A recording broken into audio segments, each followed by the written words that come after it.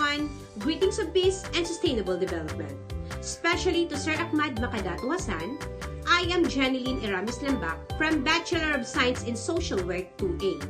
My topic is all about the objectives of social welfare. Why do we need to have an objective? When we say objectives, it is something that one's effort or actions that are intended to attain or accomplish. So meaning, what is your purpose? So the main objectives of social welfare are to promote the welfare and well-being of all the members of the society. It includes the comprehensive coverage of the basic needs like food, clothing, and shelter, as well as the normal satisfaction of the family life, enjoyment of the physical and mental health, opportunities for the expression of skills and recreational abilities, and active and pleasurable social participation. The primary objective of social welfare is to reducing poverty in the country. The government has controlled different agencies and programs, and they are the one who is taking actions. DSWD is the primary agency of the government that holds different programs. The DSWD has social assistance program like Rice Subsidy Program of NFA and Pantawid Pamilyang Pilipino Program or PARPIS that provides conditional cash transfer for the poor and providing them financial support for education and other basic necessities for the family. There is also Sustainable Livelihood Program and healthcare services for the vulnerable groups. Education program like scholarships for the children and disadvantaged groups and income-generating activities. It needs also to maximize the welfare to improve the condition of the disadvantaged people like children, PWDs, senior citizen, women, and people who needs assistance in times of crisis.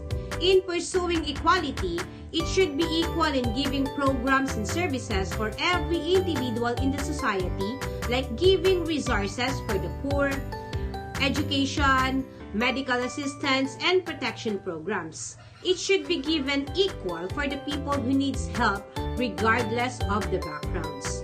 Social welfare promoting equality and equity for the people. Everyone has equal chances to improve the lives and situation for the better future. In my personal experience, when I was a child, isa kami sa pamilyang nangangailangan ng tulong. We are in a situation na sa sobrang hirap ng buhay, halos hindi kami makakain ng 3 beses sa isang araw.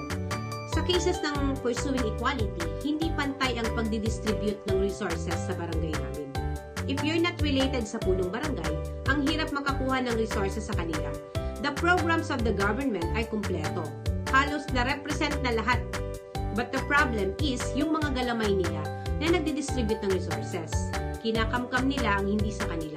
In reality po, my mother is nagtatrabaho sa labandera and my father is a bus driver. Sa intake process, they are not qualified. Ang binibigyan ng access is yung mga taong nasa serbisyo din nila at may mga posisyon. Reality hurts. Until today, ang daming tiwali sa binibigay na programs ng government na dapat sana is para sa mga taong totoong nangangailangan.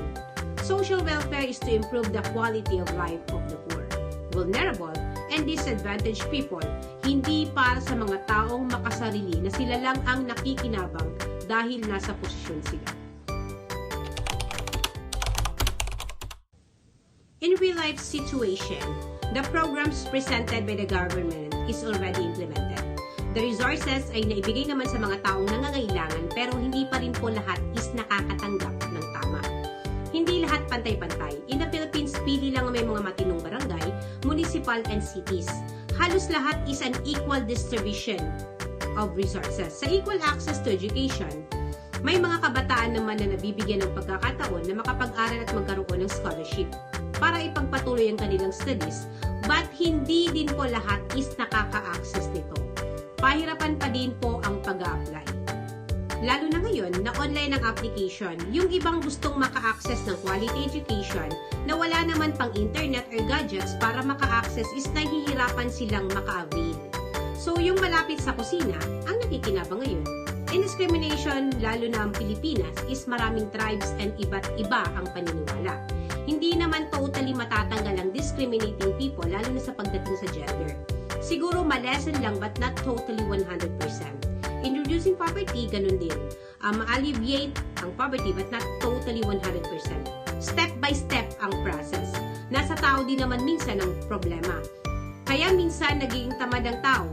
Ang gusto nila is isubo na lang sa kanila. Ang dami pa ring mahihirap na tao sa mundo, lalo na dito sa Philippines. Interesting ang topic na ito, lalo na when it comes to social welfare.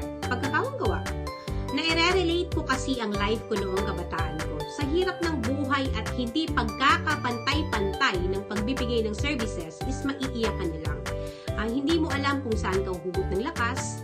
Minsan, I ask myself why I chose this course. So, ngayon ko lang naintindihan. I want to help people who needs my service. Government has different agencies and programs and services para sa mga nangangailangan. Social workers are not only giving relief goods, but rendered services using different programs that implemented by the government. Nakaka-excite lang maging social worker. This topic is very knowledgeable naman. Mas nabibigyan ako ng ideas on how I can help people that needs help and realize na maswerte pala ako kasi nasa tamang department ako. I am the one who rendered services to people. Nabigyan ako ng malawak na pangunawa about different programs and services, but I am super excited in the future. Ang dami kong mga thoughts kung paano ako makakatulong, lalong-lalo sa mga mahihirap. Ang dami ko nang na-encounter ng mga mahirap pero not all of them is nakaka-access ng programs ng government. Reducing poverty is one of the primary objectives of the DSWD and I hope na mangyari ito someday. That all of us is magkaroon ng pagkakataong mabigyan ng panibagong buhay para makaahon sa isang lugar kung saan matagal nang nakabaon sa kahirapan. I'm proud being a social work student. Mahirap man and nakakapagod ang mga tasks but worth it naman lahat ng hirap. I want to inform everybody na maraming programs and services na implemented ng government. Yung objectives ng social welfare is napakaganda. I want to share this sa mga taong nangangailangan ng help, lalong-lalo na yung mga taong nangangailangan at gustong maiahon ng kanilang buhay sa kahirapan. I can use this in my case study. At least meron na akong ideas kung ano nga ba ang meron si DSWD. Not only DSWD, but also the other agencies na hawak ng ating government.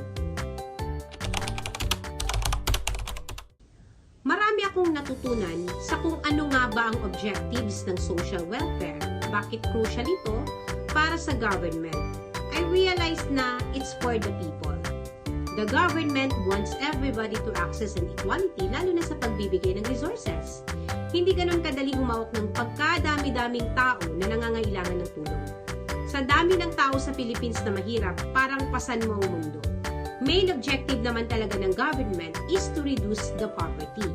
Hindi ito'y maiaalis sa mga objectives ng government. Kahit sa mga politician, isa sa mga objective nila ang reducing poverty, na lahat is makakatanggap ng pantay-pantay na serbisyo na binibigay ng gobyerno. It's not that easy. Ang dami kong natutunan talaga. Mas naging interested and nagkaroon ako ng motivation sa pag-aaral, lalo na sa mga objectives ng social welfare ng ating government. This ends my video. I hope na naaliw at nagustuhan nyo ang video presentation ko. Hope you like it. Thank you and have a nice day.